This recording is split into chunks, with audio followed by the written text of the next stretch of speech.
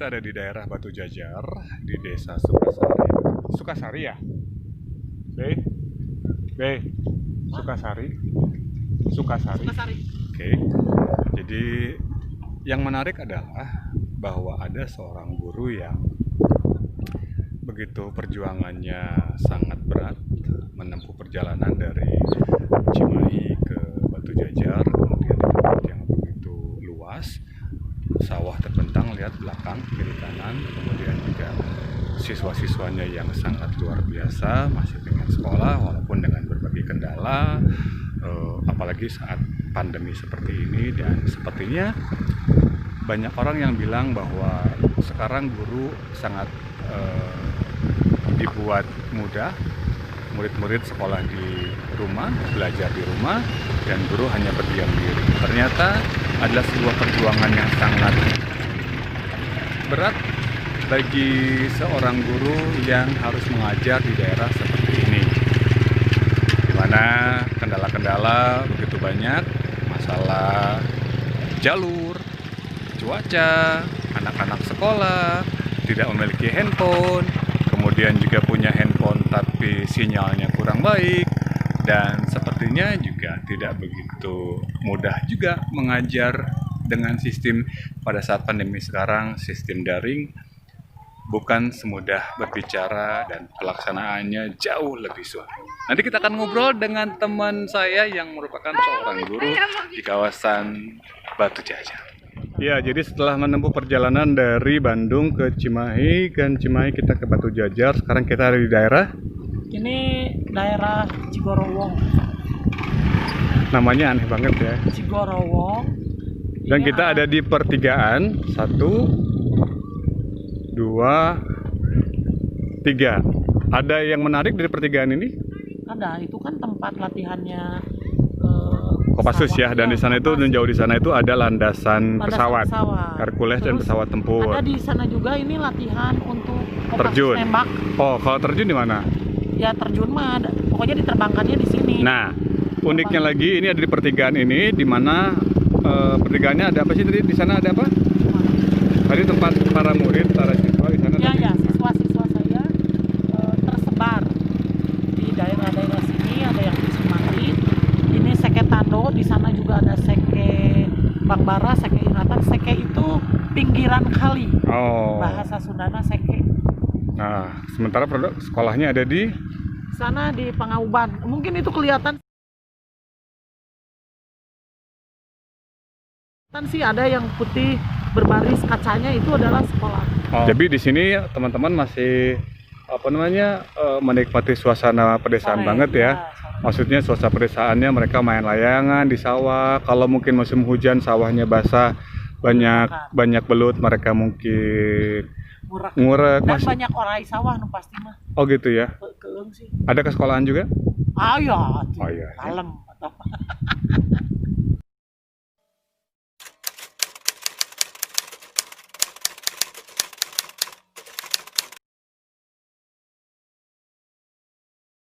Terus si orang tuanya juga diberi pemahaman bahwa mereka diberikan si orang tuanya diberi pemahaman bahwa mereka diberikan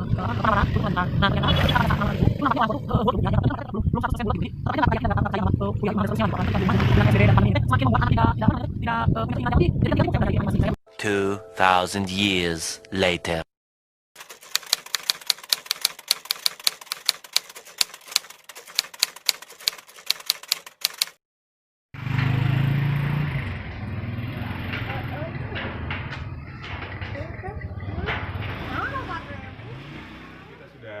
Jalan-jalan mulai dari saya dari Bandung kemudian ke Cimahi, Goda Bangkok. Pondok Lustira kan? Ya, Goda Bangkok gitu. Maksudnya Cimahi atau Bandung Barat? Bandung Barat. Oh, dirimu sudah Bandung Barat? Sudah Bandung Barat. Bersama kita wali kotanya beda ya?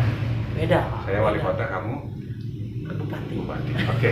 Dan dari Pondok Lustira kita ke Batu Jajar. Itu pertama kali saya menginjakan kaki ke Batu Jajar seumur hidup saya. Harusnya sujud ini kamu ke tanah gitu ya. Kan tadi pinuh eta munding apa tadi? Ya, di. Itu dia nunjuk lagi gitu. Eta ada tai sapi. Kuning ya, Pak. Numpuk gitu ya. Oke. Kemudian kita berada di tengah sawah, itu di daerah Sukasari. Bukan, itu Bukan. daerahnya Beda lagi ya. Ciborowong ya. Yang Pertigaan tadi, antara yang kiri Cimanggis, sawah itu Seketano, sawah. Nah, Ciborowong. jadi uniknya adalah kenapa tadi kita sempat jalan-jalan, kenapa gue sempat jalan-jalan juga jauh-jauh ke Batu Jajar, karena Mengetahui geografis. ternyata salah satunya adalah coba menjangkau lebih luas lagi. Ternyata Bandung dulu masih Cimahi ya, itu begitu luas. Kemudian juga dan ternyata di sini juga masih banyak sawah ya. Banyak. Jadi kota Cimahi sih masih belum kekurangan beras ya, alhamdulillah ya. Ini berasnya dikirim ke Cimahi atau ke kota lain atau bikin dimakan keluar? sendiri, weh. Oh, dimakan sendiri. Nah, yang jadi perhatian saya adalah bahwa ternyata saya punya teman yang luar biasa, ini punya sebuah kebiasaan yang menurut saya agak di luar nalar, karena saya tahu banget dia teman SMA dan saya tahu banget tingkah laku pola dia dari masa ya kalau SMA teenager lah ya, teenager ya. Gejolak kaula muda. Nah, yang jadi pertanyaan saya adalah dia itu dulu tomboy, bahkan dia satu-satunya anak SMA yang sekolah pakai celana dulu, walaupun bentuknya tetap pakai Rok. tapi dia bentuknya karena ibunya penjahit beda agak ya. Nah, sobek wae. betul, karena sobek terus ya kalau Sobek pakai rok rok. ya. Oke, kemudian Lebih kesel bikin itu. tiba-tiba jadi guru. Saya pikir kamu akan jadi seniman yang urakan, yang tidak mau diatur, yang hidupnya itu bebas. Seniman itu pengen mengatur dirinya sendiri tanpa ada aturan apapun. Tapi tiba-tiba menjadi seorang yang dekat banget dengan anak-anak, dekat banget dengan warga. Dan saat ini banyak sekali orang-orang yang bilang bahwa kesulitan terutama ibu-ibu ngurus keluarga, ngurus rumah tangga, masak, beresin rumah, ditambah lagi sekarang adalah beban terberatnya mengajar anak-anaknya di rumah, dan itu adalah beban tersulit. Banyak yang bilang sampai tulis status, sampai curhat, sampai segala macam di sosial media. Enak banget sih sekarang jadi guru gitu di rumah, sementara tugasnya dilimpahkan ke orang tua, gurunya ongkang-ongkang karena sekolahnya libur, dan lagian muridnya tetap bayar SPP. Gitu yang jadi masalahnya gitu. Sampai ada meme ya, sekolahnya daring, kemudian dia bayar SPP-nya juga pakai WhatsApp, gambarnya uang gitu ya kan. Itunya juga belajar juga pakai WhatsApp, berarti bayar sekolah juga pakai WhatsApp. Sampai ada meme seperti itu kan. Ini kayaknya udah hal yang harus jadi perhatian kita bersama gitu ya. Nah,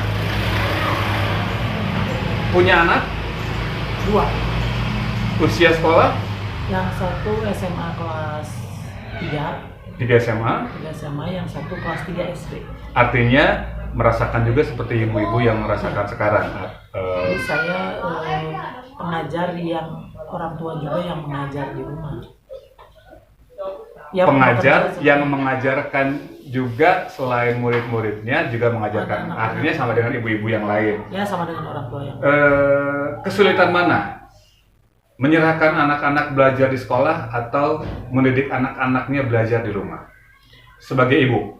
Kalau untuk jadi orang tua kan tanggung jawabnya cuma sama anak saya aja. 2, anak yang kelas 3 SD sama anak yang kelas 12 gitu. Itu tanggung jawab ada di saya. Dia mau karakternya mau gimana, visi misinya gimana, itu ada di saya.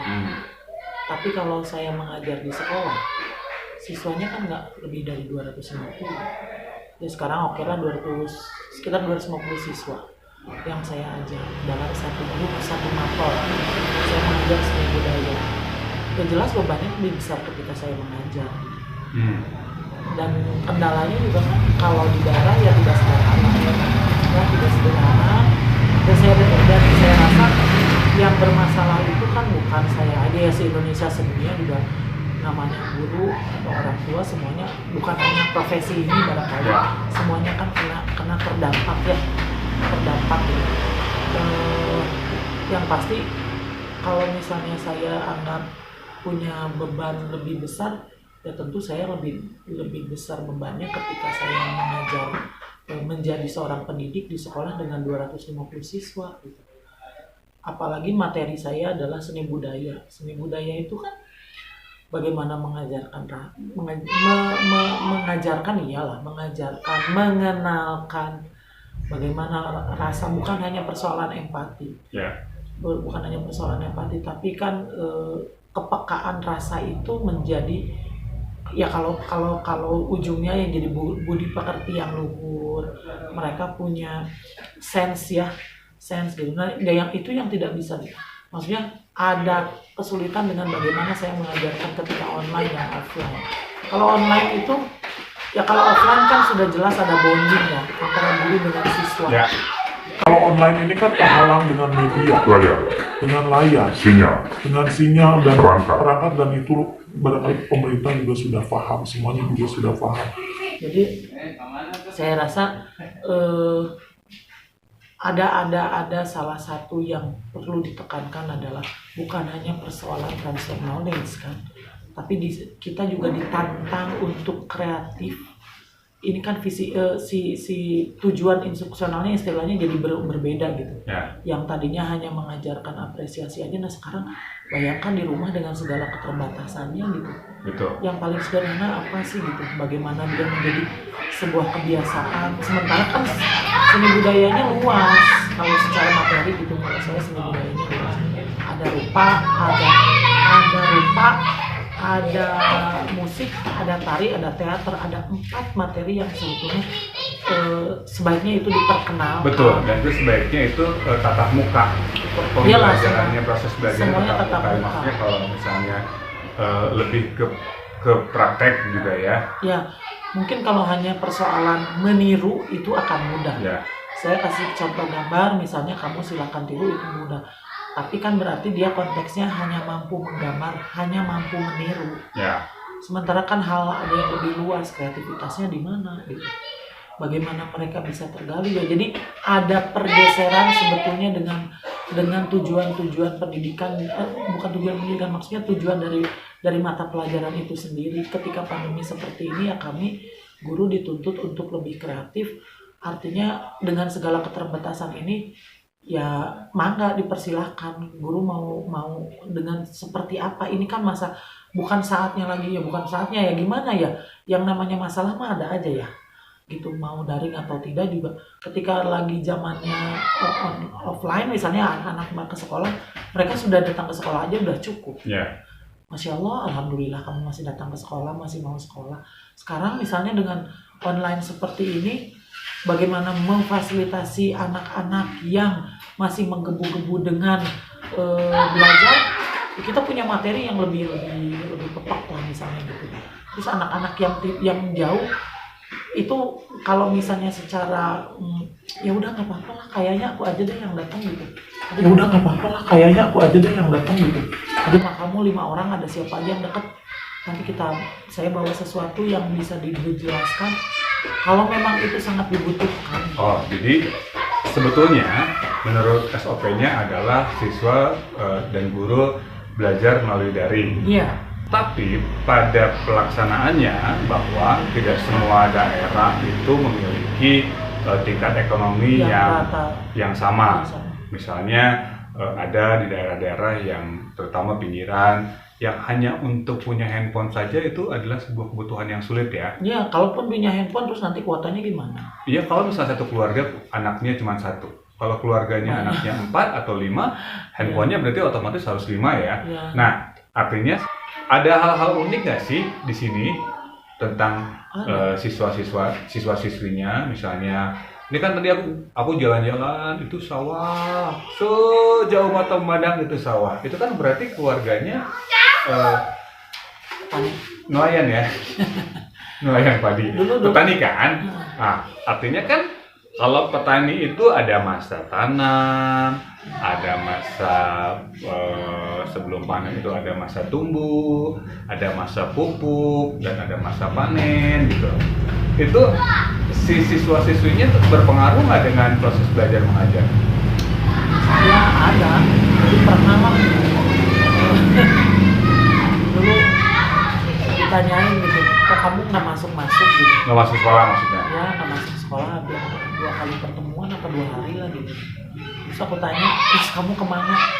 Dia bilang dia bantu orang tuanya karena panen, terus dia nganterin makanan yang membantu orang tuanya untuk bawa makanan ke sawah.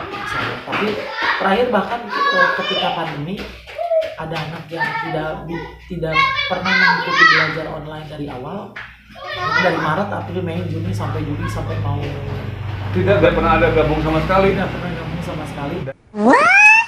Alasannya? Dan alasannya memang dia membantu orang tua di sawah. Oh, dan itu memang sekarang lagi pada musimnya panen ya?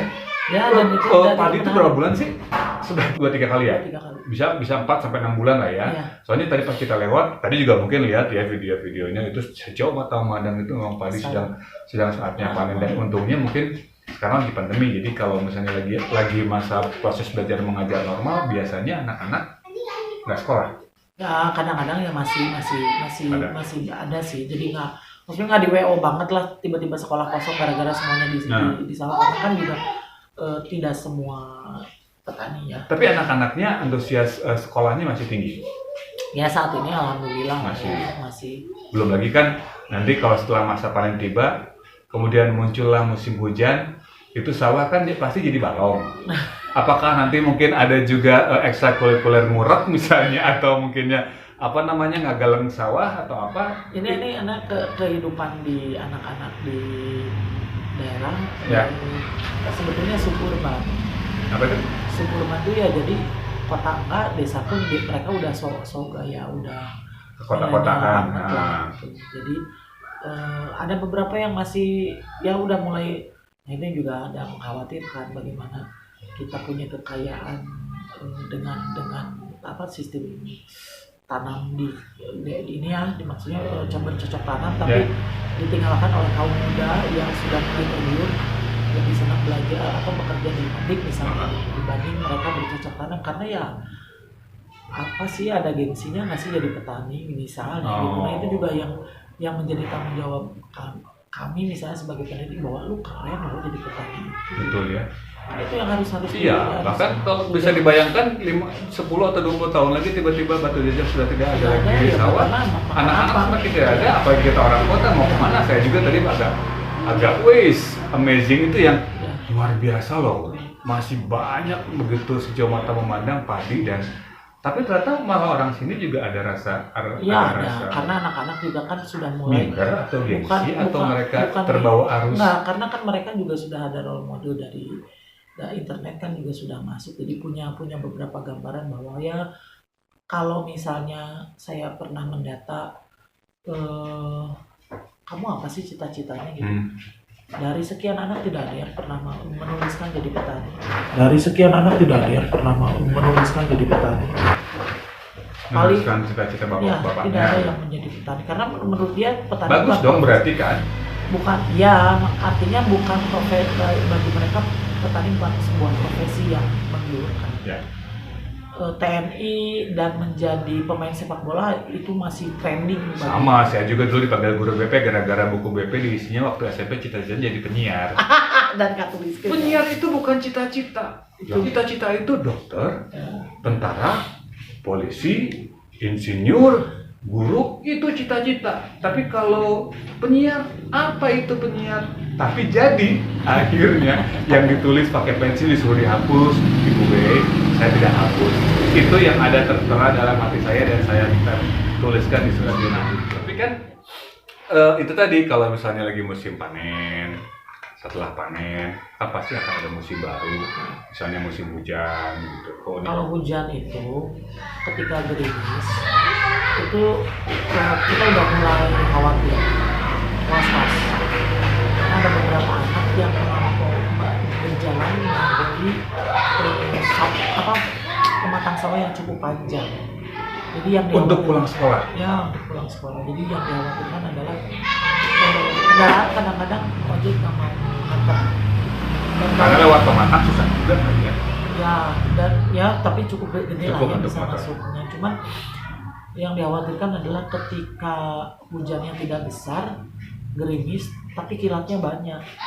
Oh, itu berbahaya juga. Ya itu kan berbahaya, tiba-tiba kan itu nggak ada pohon, gambar, karena ada kejadian juga dulu sempet, tapi di daerah yang lain kan itu bapaknya yang lagi naik sama ke kerbaunya itu kena petir. Jadi Di sini. di daerah yang seberang lagi lah. Oke. Jadi kita menyebutnya ya sekolah berbasis cuaca. Ini dari Kita menyebutnya ya sekolah berbasis cuaca. ini dari tadi mungkin yang di rumah yang nonton ngedengar kenapa sih banyak banget anak-anak terus kayaknya tuh motor banyak banget gitu. Emang ini lagi di mana sih? Jadi ini juga di belakang ada suasana warna-warni. Jadi kalau boleh dilihat sih ke belakang gitu ya. Di sini juga maaf ya sebelah sini agak berantakan. Nah, di sini banyak buku-buku. Kemudian di sini juga banyak apa namanya? Anak-anak berseliweran, gandeng, hayang katilem modelnya gitu produknya. Nah, ini sebetulnya tempat apaan sih? Ini sekretariat komunitas yang Oh. saya kelola. Namanya komunitas Batu Jajar Community Care. Jadi selain ke sekolahan, masih juga harus kayak gini. Emang masih kurang sibuk ya di sekolahan ya?